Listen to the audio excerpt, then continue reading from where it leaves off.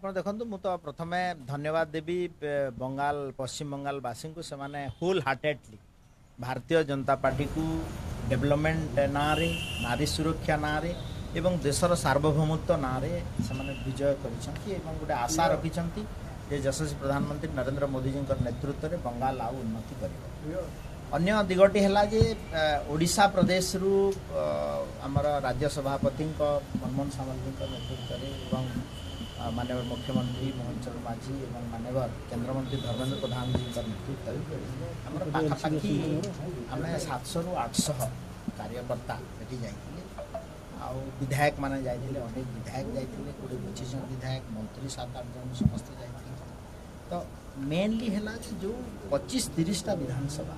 जोटा ओडिशा बॉर्डर को लगी खड़गपुर लगे लेठू लगिकी केलकाटा पर्यंत जोटा लगी मेदिनीपुर एरिया रे एठी ओडिया भोटर को गोटे इन्फ्लुएंस करवा कि सेठी ओडिशा सरकार भारतीय जनता पार्टी सरकार आसला परे कौन एठी परिवर्तन होईची एवं को दिगरे से माने को प्रोग्राम वेस्ट बेंगल रे लागू हो पार तार गोटे तुलनात्मक चित्र मैं तांको देइथिलु एवं आपन गतकाली देखिथिबे भारतवर्ष यशस्वी प्रधानमंत्री जेतेबेले तांकर आमर Bharatiya Janata party headquarter party office उद्बोधन देते प्रथम जिनसटी कथा कहले जे स्वास्थ्य क्षेत्र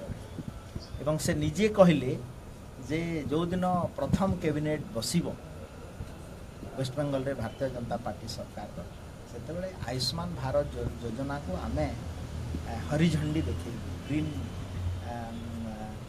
फ्लैग देखे तो निश्चित भाव में कोठी ना कोठी आमर ओडिशा आ वेस्ट बेंगल भितर जो संबंध आ प्रतिफलित होती निश्चित भाव में आगामी दिन में गोटे बड़ आशा आकांक्षा भितर जो अच्छा वेस्ट बेंगलवासी निश्चित चित्र सर देखो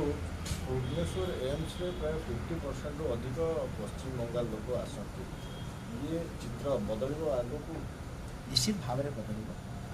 कारण आम जिते बड़े भी जी ओडिया आमर मंत्री विधायक कर्मकर्ता जाइछंती आपण देखंतु सेपटे मेदिनीपुर रु नेकरी खड़गपुर एपटे केलकाटा बालेश्वर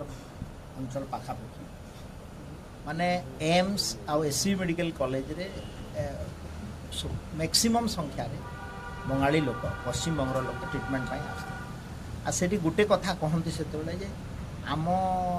जदि एठी बीजेपी सरकार था आयुष्मान भारत लागू ही था एवं आम 32,000 हॉस्पिटल में सारा भारत वर्ष में तार ट्रिटमेंट सुविधा पाई किंतु दीदी आमर संवैधानिक अधिकार को हनन करके रखी तो निश्चित भाव में आम अवस्था सुधर भारतीय जनता पार्टी आसिले एवं तार स्वास्थ्य सेवार आज्ञा गोटे चित्र देखा पाइलु टीएमसी गला परी देश में प्रायतः जो आंचलिक दल गुड़िकर दबदबा था आंचलिक दल गुड़िकर दबदबा शेष हो जाऊँगी तेणु भारतीय जनता पार्टी गोटे बर्तमान ब्लूप्रिंट कर आंचलिक दल को रखने कौटी आप देखो आंचलिक दलर बयस प्राय 15 ରୁ 25 वर्ष आप देखो भारत वर्षर सबू आंचलिक दलर गोटे स्टैटिस्टिकल एनालिसिस एठी विजु जनता दलर बयस सरीगला से गला तार बंगोपसागर टीएमसी गला आउ काली यशस्वी प्रधानमंत्री नरेंद्र मोदी गोटे कथा कहते जे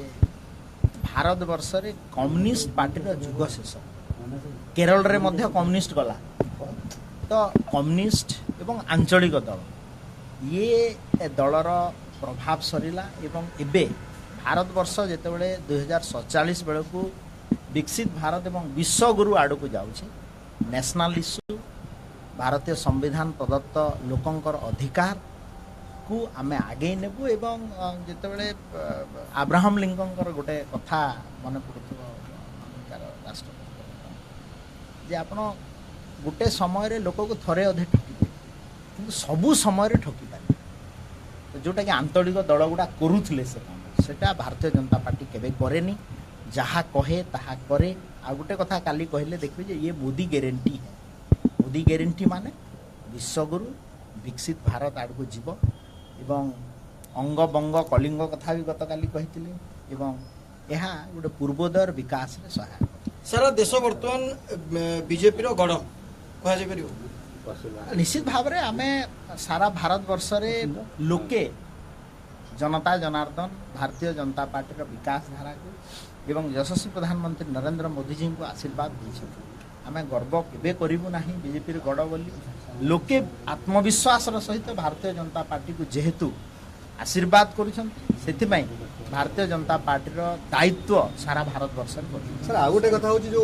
ममता दीदी कहले 100 रु अधिक सीट को लूट करछंती कल का स्टेटमेंट दउतले जातीय गणमाध्यम रे ई प्रकृति रे कोन ए कथा कहया पछे कोन तात्पर्य थिला ना नहीं केवल हारिबा भय सेटा ताकर निराशार परिचय लोके तांको हरई छंगे आमे काहे लूट करी एते दिन हेलानी 15 वर्ष तो सरकार रे थिले 15 वर्ष सरकार निजे हारि जाउछन Mamata Banerjee honourable chief minister West Bengal निजे हारि जाउ स्टालिन निजे हारि जाउ मुख्यमंत्री हारि जाउ फिर कहबे लूट कर निश्चित ताकर कड़बड़ कर लगे सर आ गोटे कथा होची जगन्नाथ धाम रो नाम परिवर्तन एबे हबो कारण वेस्ट बंगाल में बीजेपी सरकार आसी ता ऊपर विशेष मंतव्य देबे ना जगन्नाथ संस्कृति विशारद सर